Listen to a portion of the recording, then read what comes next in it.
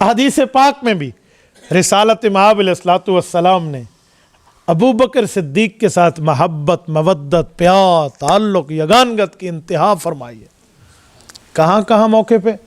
आओ मैं एक बात कर रहा हूँ, ज़रा तवज्जो रखना। इस धरती पर रिसालत मआब की ज़ाहिरी हयात में जब अबू बकर ने कलमा पढ़ा और जब रिसालत मआब दुनिया से तशरीफ़ फरमा हुए, पर्दा फरमा गए, एक अहम मौका मुझे दिखाओ जहां हुजूर हूं और अबू बकर न हो। नहीं मिलता, नहीं मिलता, इस धरती पे आपको नहीं मिलेगा।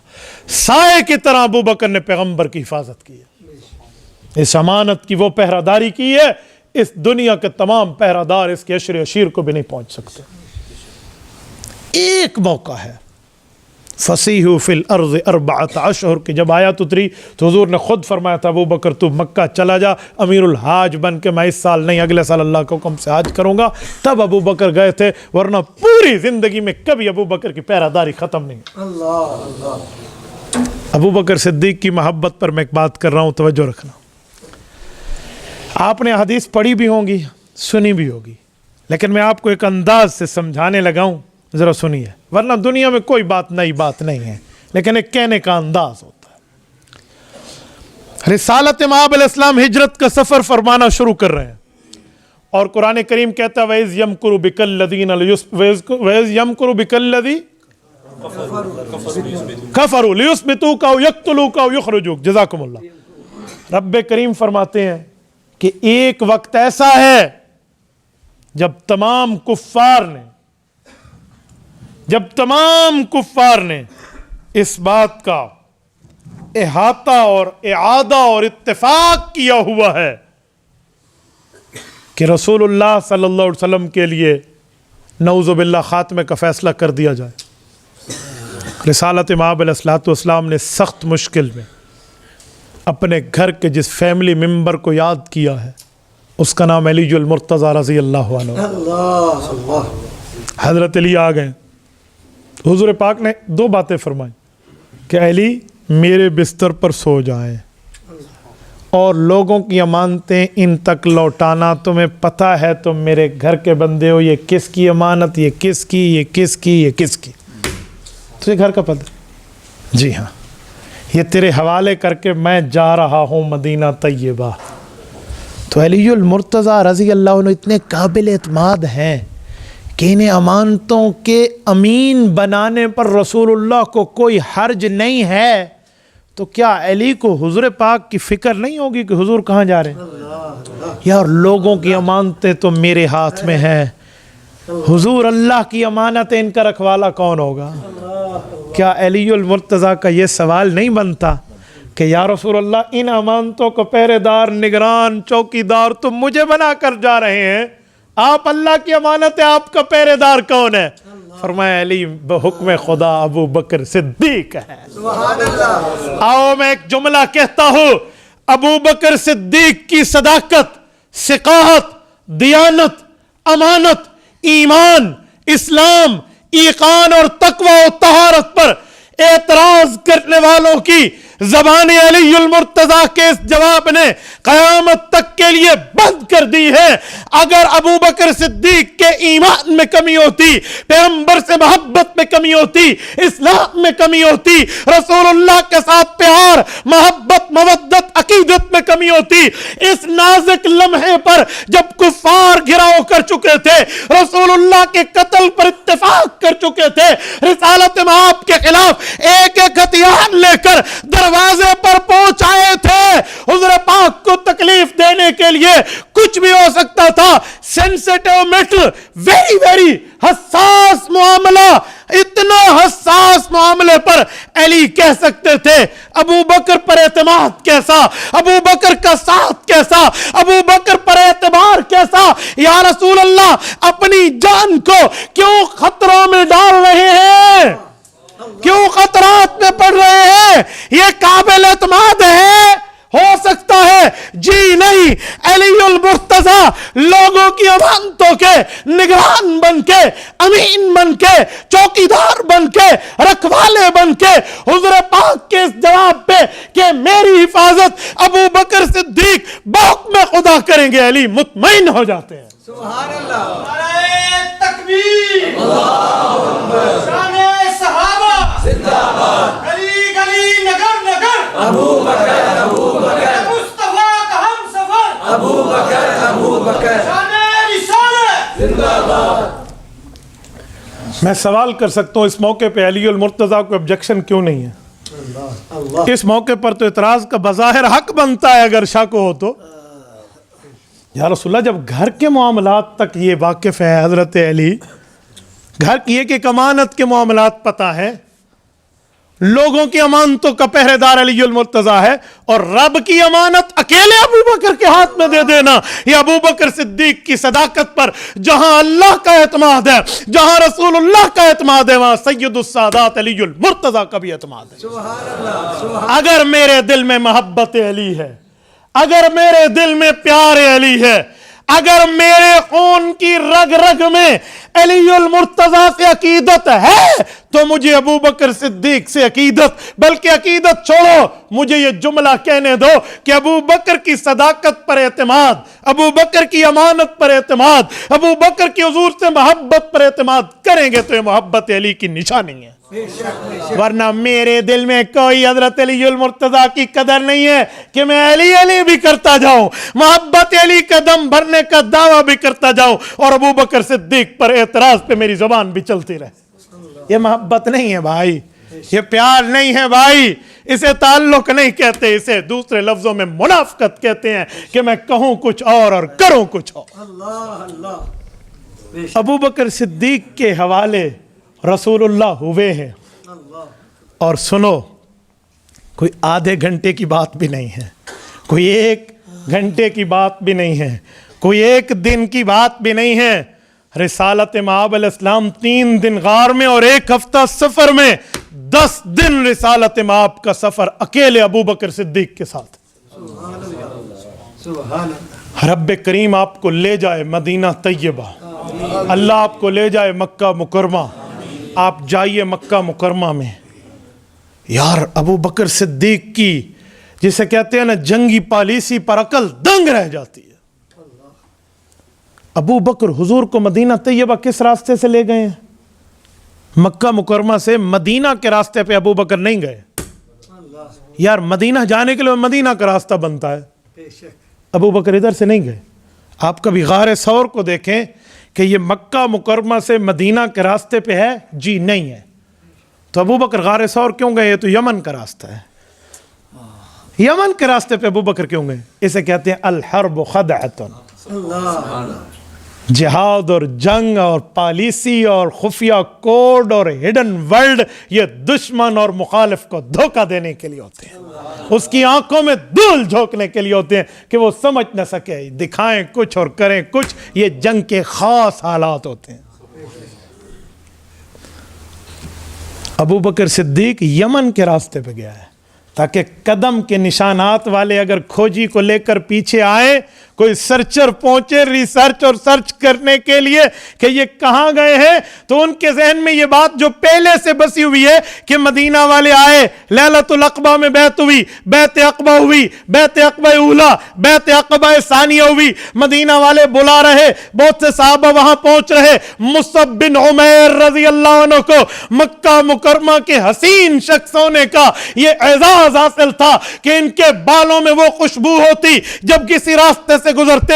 عرب کی عورتیں چھتوں سے چڑھ کے اس کا دیدار کا مزہ اور دیدار کا شربت پینے اور حسن کی چاشنی کے نظارے کے لیے مصعب کو دیکھا کرتی تھی. اس شخص کو بھی حضور نے مدینہ بھیجا، جاؤ میرے آنے سے پہلے مدینہ کے انصاری صحابہ کو کلمہ بتاؤ، نماز بتاؤ، روزہ بتاؤ، اسلام کے احکام بتاؤ، قرآن بتاؤ، شریعت بتاؤ، دین بتاؤ، مذہب بتاؤ.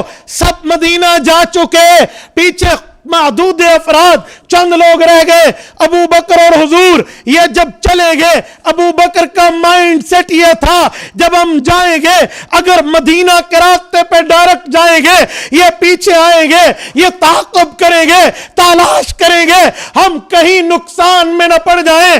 آؤ جانا مدینے ہے لیکن کچھ وقت کے لیے وایا یمن کے راستے سے ہو کر جانا ہے۔ یہ ابو بکر کا انتخاب ہے یہ سفر کے، اور یاد رکھیں اس طرح سفر کے معاملات میں ما اراد رسول اللہ صلی اللہ علیہ وسلم الی ناحیۃ ورا فی سفرہ، سیاست میں آتا ہے رسول اللہ صلی اللہ علیہ وسلم جب بھی کسی جہادی سفر کا آغاز فرماتے تو اس وقت یہ نہیں فرماتے ہم نے فلاں جانا ہے، بلکہ ایسی بات فرماتے جو ذو معنی ہوتی اور مکمل اپنی بات کا اظہار نہ ہوتا۔ الا فی تبوک، 27 غزوات میں ایک غزوہ تبوک ہے جس پر حضور نے واضح فرمایا تھا ہم نے تبوک جانا ہے، ورنہ فرماتے تھے اس طرف ہمارے جانے کا ارادہ ہے، نام نہیں لیتے تھے۔ شاید آپ کے ذہن میں آئے کہ جہاد کا حکم تو بہت بعد میں آیا ہے، تو ابو بکر نے اس بات پہ عمل کیسے کر لیا؟ ابھی تو مکی زندگی، ابھی تو کوئی جہاد کا حکم نہیں تھا، تو اس طرح کفار کی آنکھوں میں دھول جھونکنے کی بات۔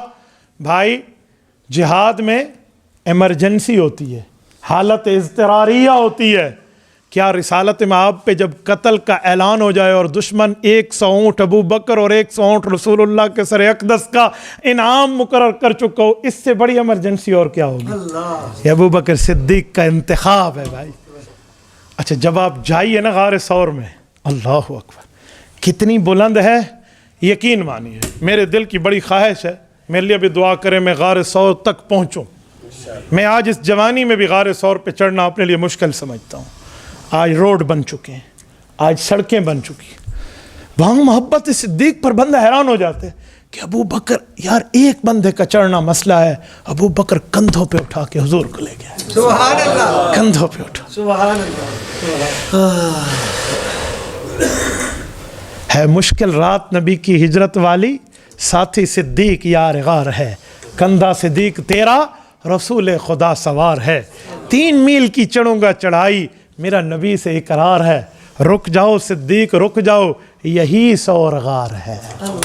ایسے رسول اللہ صلی اللہ علیہ وسلم نے یہاں روکا تھا، ورنہ ابو بکر تو اس چوٹی کو تلاش کر کے جا رہا تھا کہ شاید اس سے بھی اوپر پہنچا۔ وہاں تک جا کر کندھوں پہ اٹھانا مذاق نہیں ہے، اور ابو بکر صدیق کو اس طرح موٹے تازے جسم کے بھی نہیں تھے۔ ابن حجر اسقلانی المتوفی 852 ہجری رحمہ اللہ فرماتے وَكَانَ نَحِيفُ الْجُثَّةِ، ابو بکر صدیق تو بالکل کمزور سے آدمی تھے، ہاں جسم میں کمزور تھے، ایمان میں اس جیسا مضبوط امت میں کوئی نہیں۔ سبحان اللہ۔ یہ ایمانی طاقت تھی جو پیغمبر کائنات کو یوں اٹھائے ہوئے ابو بکر جا رہے۔ اچھا جو ابو بکر صدیق رضی اللہ تعالیٰ عنہ جا رہے ہیں نا، این موقع پر ایک شخص آ گیا جو ابو بکر صدیق کا بہت اچھا جاننے والا تھا، لیکن رسالت مآب علیہ السلام کو یوں نہیں جانتا تھا کہ یہ وہ ہیں جن پر اس طرح کے انعامات ہیں، فلاں فلاں۔ یہ آپ جائیے نا مکہ مکرمہ سے بالکل حرم کی بات کر رہا ہوں، حد حرم میں جو حضرات گئے ہیں وہ جانتے ہیں ایک نفق ہادی ہے، نفق کہتے ہیں ٹنل کو، ہادی نام ہے، نفق ہادی۔ میں نے وہاں ایک بار سوچا کہ یہ نفق ہادی سے مراد کو یہاں شیخ عبد الہادی ہوگا، یہ اس کے نام پہ ٹنل بنی۔ یہ بات میں جب مجھے وہاں کے شیوخ ملے اور احادیث کا انطباق اور ایک دوسرے سے ملا، پھر مجھے سمجھ آیا۔ ابو بکر صدیق جب اس جگہ سے گزرے تھے نا، تو وہ شخص جو ابو بکر کو جاننے والا تھا، اس نے کہا تھا ابو بکر کہاں جا رہے ہو؟ کہا جی واہ سفر کا ارادہ ہے۔ کہا اچھا ٹھیک ہے، اکیلے چلے ہو؟ اب وہ دوسری بات تھی کہ حضور کون ہے، اب یہ موقع تھا کہ راز فاش نہ ہو جاتا۔ تو ابو بکر صدیق جب چلا کرتے تھے نا تو اپنے ساتھ ایک گائیڈ، ایک رہبر جو راستہ دکھاتا تھا وہ بھی رکھتے تھے۔ تو ابو بکر کی تو حالات سے ہی پرانا واقف تھا، نہیں سمجھے کہ جب ابو بکر چلتا ہے تو اپنے ساتھ کوئی ایک ساتھی لے کر چلتا ہے۔ تو کہا یہ کون؟ کہا ھذا ہادی یہدینی، یہ مجھے راستہ دکھانے والا ہے۔ اس نے سمجھا کہ راستہ لینے کے لیے ایک شخص کو کرائے پہ رکھا ہے، اور ابو بکر بتا رہے تھے یہ مجھے دنیا و آخرت کا راستہ دکھانے والا ہے۔ اس جگہ ٹنل جو حکومت مملکت سعودیہ نے بنائی ہے نا، آج بھی اس پہاڑ کے اس ٹنل کا نام نفق ہادی رکھا ہے کہ یہاں فرمایا تھا ھذا ہادی یہدینی، یہ ہے نفق ہادی۔ صدیق اکبر نے راز فاش نہیں کیا۔ 3 دن جو غار ثور میں رہے ہیں، کیا آپ نے کبھی اس پہ یہ سرچ کیا ہے کہ ابو بکر صدیق اور رسول اللہ وہاں کچھ بغیر کھائے پیے رہے؟ 72 گھنٹے بنتے ہیں 3 دن کے، سہروزہ پورا بن رہا ہے، تو 3 دن میں کچھ نہیں کھایا پیا جاتا۔ کچھ آپ نے اس پہ سرچ کیا ہے؟ کچھ پڑھا ہوگا تو ابو بکر صدیق کی محبت آپ کے سامنے آئے گی۔ رسول اللہ صلی اللہ علیہ وسلم کو روزانہ خوراک ابو بکر کے گھر سے پہنچتی تھی۔ گویا کہ دوسرے لفظوں میں کہوں، break fast, lunch and dinner کا انتظام ابو بکر کی فیملی کر رہی تھی۔ آپ سیرت کی کتب اٹھائیے، آپ کو ہر سیرت کی کتاب میں ملے گا کہ ابو بکر نے پوری ترتیب لگائی تھی۔ عبداللہ اپنے بڑے بیٹے کو، حضرت ابو بکر صدیق رضی اللہ تعالی عنہ نے اپنے بڑے بیٹے کی ذمہ داری لگائی تھی۔ عامر بن فہیرہ رضی اللہ عنہ صحابی ہیں، ابو بکر صدیق کے غلام ہیں، ان کی ڈیوٹی لگائی تھی۔ عبداللہ آئے گا روزانہ کی نئی تازی حالات کی خبریں بتانے کے لیے ثور میں، اور نشان تو تلاش حضور پاک کے وہ کر رہے ہیں اور ابو بکر کے کر رہے ہیں، تو عبداللہ کے نشانات اگر تلاش ہو گئے تو راز فاش ہو جائے گا۔ کہا نہیں عبداللہ تو بے فکر ہو کر آنا، عامر بن فہیرہ تیری ذمہ داریاں ہے، جیسے عبداللہ آگے آگے جائے تو بکریوں کا ریوڑ لے کر چرانے کے بہانے پیچھے پیچھے آنا، تاکہ قدموں کے نشانات مٹتے چلے جائیں۔ ابو بکر کا انتظام دیکھو، ورنہ رسول اللہ اور ابو بکر کے قدموں کے نشان پہ جب وہ کھوجی آیا تھا نا، ایک جگہ پہ آ کے اس نے سر پکڑ لیا، تو ابو جہل نے کہا کہ ہم نے تیرے اوپر پیسہ خرچ کیا ہے کہ تو اپنے علوم کے تجربات اور مہارت سے بتائے گا، یہ بندے کہاں گئے، سر کیوں پکڑا؟ انہوں نے کہا جی میرے علوم جواب دے گئے۔ جی کیا؟ کہ ابھی تک 2 بندوں کے پاؤں آ رہے تھے، اب ایک کے آ گئے، ایک واپس بھی نہیں جا رہا، ایک آگے بھی نہیں جا رہا۔ کہاں گیا؟ زمین کھا گئی، آسمان کھا گئے، تم مجھے کسی غلط پاؤں کے نشانات پہ لائے ہو۔ ابو جہل نے کہا ایک منٹ، یہ بتا یہ کون سے نشان ہے جو ابو بکر کے گھر والے نشان آگے جا رہے ہیں یا رسول اللہ کے گھر کے قدموں کے نشانات آگے جا رہے ہیں؟ یہ کہاں والے؟ انہوں نے کہا جی ابو بکر والے ہیں۔ کہا جی تیرا علم جواب دے گیا، لیکن میں انہیں جانتا ہوں۔ جب ابو بکر نے دیکھا ہوگا کہ میرا محبوب تھک گیا تو اس نے کندھوں پہ اٹھا لیا ہوگا۔ وَالْفَضْلُ مَا شَهِدَتْ بِهِ الْأَعْدَاءُ، اسے محبت کی گارنٹی ڈگری کہتے ہیں جسے دشمن بھی مان جائے۔ تو یہ نشانات ابو بکر کے بیٹے کے مٹتے چلے جا رہے ہیں، اور یہ عامر بن فہیرہ بکریوں کو چرانے کبھی اس پہاڑ پہ کبھی اس پہاڑ پہ، یہ روزانہ کی خبریں، اور بکریاں چرانے والا جاتا تو دودھ بھی پہنچا کے آتا، اور باقی معاملات کے جو اس زمانے کے معاملات تھے وہ پہنچا کے جاتے۔ اب یہاں پر ایک میں جملہ کہتا ہوں، آپ کا ایمان تازہ ہے؟ بولیے، تھکے تو نہیں ہیں؟ تھکنا مجھے چاہیے، ہاں توجہ رکھیں۔ مولانا ہم نے کب بیان شروع کیا تھا؟ توجہ، آپ کا ذوق تازہ، میں اس عنوان کو پورا کر لوں۔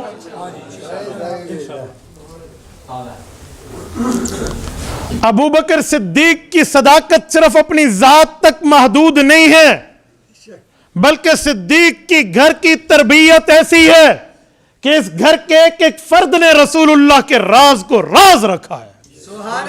آپ مجھے بتائیں، بچہ ابو بکر کا عبداللہ، اسے پتہ ہے حضور اور ابو بکر کہاں ہیں؟ غلام ابو بکر کا عامر بن فہیرہ، اسے پتہ ہے ابو بکر اور حضور کہاں ہیں، پر ان میں سے کوئی اگلا یہ راز کسی نے بتایا؟ اللہ اکبر۔ ابو بکر صدیق کی تربیت دیکھو کہ ابو بکر صدیق کی تربیت کتنی ہے، اپنے محتاطوں پر بھی اور اپنی اولاد پر بھی۔ یار یہ پورا گھرانہ ابو بکر صدیق رضی اللہ تعالیٰ کا پیغمبر کا عاشق ہے۔ آؤ میں اس پر ایک بات مزید کر، توجہ میری طرف رکھیں، مجھے دیکھیں، وہ انتظامیہ کا مسئلہ ہے، آپ انہیں لگا کے دیں تاکہ کوئی بجلی آئے تو کسی اور جگہ لگائے۔ چلو جی جان چھٹی، میں توجہ مانگ دوں یا توجہ اوپر نیچے کر دیتے ہیں؟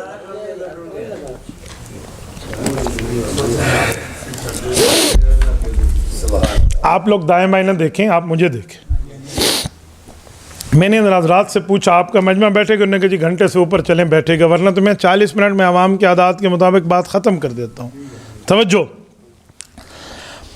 ابو بکر صدیق کے گھر کے مرد تو مرد، عورتیں بھی رسول اللہ صلی اللہ علیہ وسلم کے راز کو راز رکھنے والی ہیں۔ سیدہ اسماء رضی اللہ عنہا ابو بکر صدیق کی بیٹی، حضرت اما عائشہ رضی اللہ عنہا سے 27 سال عمر میں بڑی ہیں۔ حضرت اسماء بنت ابی بکر رضی اللہ عنہما حضرت زبیر ابن العوام کی بیوی اور حضرت عبداللہ بن زبیر کی اماں جان، اور رسول اللہ کی سسٹر ان لا، جسے ہم کہتے ہیں بیوی کی بہن، بچوں کی خالہ، یا حضرت اسماء کماری ہیں، گھر میں۔ ابو جہل جب سرچ کرنے آیا تھا نا حضرت ابو بکر کو گھر میں دیکھنے، یہ بھی اتفاق ہے یار کہ حضور پاک کو اپنے بستر پہ نہ پا کے دشمن ابو بکر کے پاس آیا، کسی اور جگہ نہیں گیا کہ اس کا بھی پتہ کریں یہ کہاں ہے۔ دیکھیں صحیح، جب یہ آیا تو اس نے حضرت اسماء سے پوچھا تیرا ابا کہاں ہے؟ میں اس عربی کی زبان کو اردو میں آپ کو آسانی سے ترجمہ کر کے سمجھاتا ہوں، تیرا ابا کہاں گیا؟ چلا گیا۔ کہاں گیا؟ کہ جہاں جانا تھا۔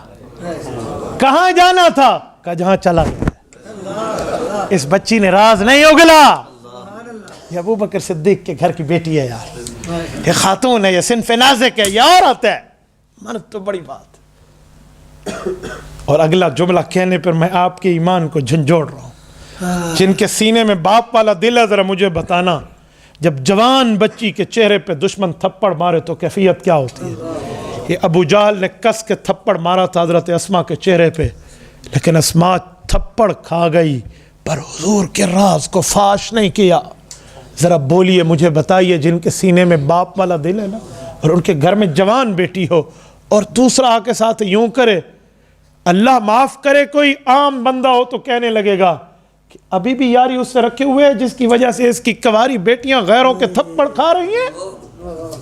یہ آج کی زبان بول رہا ہوں، پر ابو بکر کی محبت دیکھیں، ابو بکر کا پیار دیکھیں، وہ سب کچھ سہ گیا پر پیغمبر کا وفادار رہا۔ ایسے نہیں ہے، ایسے افضل البشر بعد الانبیاء کا ٹائٹل ابو بکر کے سر اقدس پہ نہیں سجا، ایسے یہ تمغے ابو بکر کے کندھوں پہ نہیں سجے، ایسے یہ تاج ابو بکر کے سر پہ نہیں سجا۔ اس کے لیے کتنی قربانیاں موجود۔ تبارك الذي نزل الفرقان على عبده ليكون للعالمين نذيرا